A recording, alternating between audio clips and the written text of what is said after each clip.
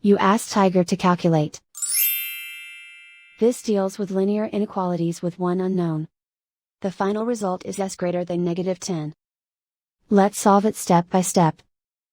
Group all constants on the right side of the inequality. Add 1 to both sides.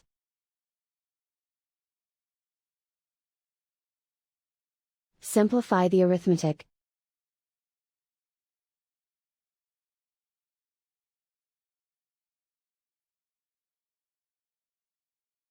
Isolate the s. Multiply both sides by 2.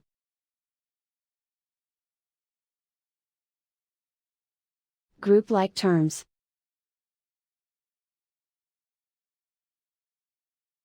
Multiply the coefficients.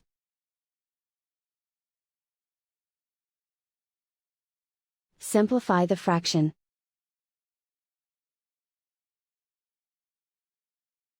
Simplify the arithmetic.